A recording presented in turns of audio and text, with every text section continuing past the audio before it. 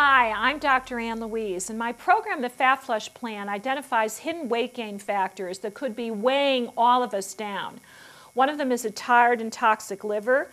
The second is the fear of eating the right kind of fats. The third is false fat, which is usually caused by food sensitivities or hormonal imbalances. The fourth is the weight-promoting hormone, which is known as insulin, which increases inflammation. And the fifth hidden weight gain factor, which I think impacts so many of us in this day and time, is cortisol, which is a fat-promoting hormone that is secreted by the adrenals when you're under stress. And in this day and time, who isn't under stress? So the question is, what do you practically do about it?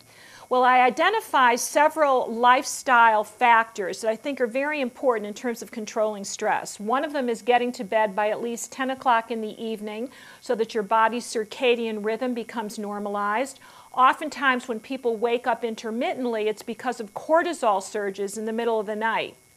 And then another very important factor that I bet you haven't considered is the intake of the proper kinds of fats.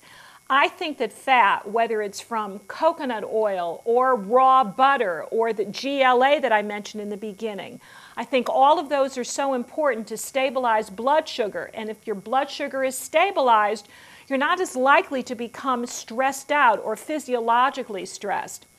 In addition to that, there's certain food substances, primarily alcoholic beverages as well as coffee, that seem to really spike those cortisol levels and then produce this fat-promoting hormone that has a penchant for the middle of your body where there's more receptor sites.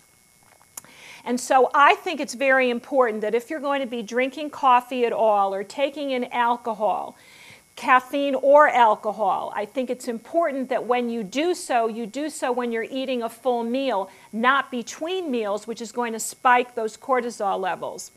One of the other areas in terms of cortisol, and I think it's very important for all of us to practice this daily, is sufficient amount of exercise to kind of burn up that extra cortisol that may be left over in your system from perhaps a stressful day at the dentist, or perhaps you're in traffic, or you simply had an argument with your boyfriend, your lover, your partner, or your husband.